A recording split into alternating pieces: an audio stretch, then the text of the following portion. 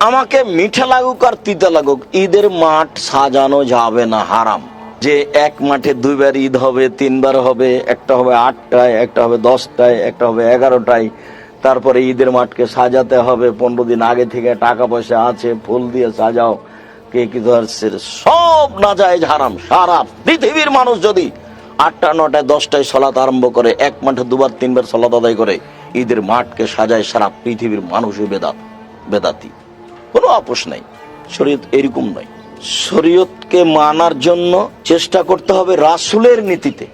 আমি দিন রাত বলেও আসছি যে আল্লাহ রাসূল বললেন আমার উম্মত অতদিন কল্যাণে থাকবে যতদিন তাড়াতাড়ি ইফতার করলো। তো আবহাওয়া দপ্তরে সরকারি ভাবে সূর্য ডুবার সময় দেওয়া আছে 6:15, ধরে নিলাম 6:15।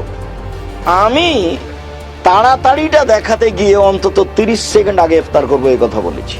রাসূলের কথাটা বাস্তবায়ন করতে হবে কিভাবে, এটা কিভাবে বাস্তবায়ন করা যায়।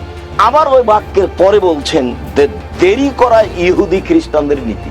তা আমি বললাম সতর্কতামূলক 3 মিনিট দেরি করি।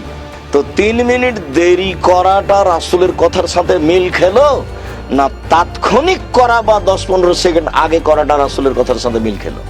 কথা কি বুঝতে পেরেছেন? আগে করলে রাসূলের কথার সাথে মিল খেলো। তার মানে হলো এই যে নিজে ভালো বুঝে ইবাদত করলে ইবাদত কবুল হবে না। বেশি ইবাদত করে কোনো লাভ নেই। ইবাদত রাসূল সাল্লাল্লাহু আলাইহি ওয়াসাল্লামের পদ্ধতিতে আসলে লাভ, তাছাড়া বৃথা। আমাকে মিঠা লাগুক আর তিতা লাগুক, ঈদের মাঠ সাজানো যাবে না, হারাম। খোলা মাঠে ঈদের সালাত আদায় করতে হবে।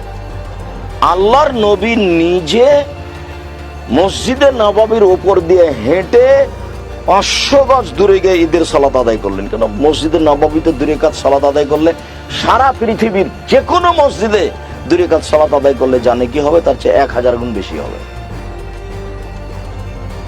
আশিকে রাসূল কিন্তু নবীর আদর্শ নাই। তুমি কিসের আশিকে রাসূল মিয়া? তুমি আশিকে রাসূল না। নবীরে ভালোবাসি, নবীরে ভালোবাসি, নবীরে ভালোবাসি জিকির করলে চলবে? নবীর সুন্নত নিজের মধ্যে রাখার দরকার আছে না নাই? দেখবেন বেশি বেশি আশিকে রাসূল বলে মুখে ফেনা তোলে, ওদের ব্যক্তিগত জীবনে ওরা ট্রান্সপারেন্ট না, স্বচ্ছ না। তুমি কিসের আশিকে রাসূল মিয়া? তুমি আশিকে শয়তান।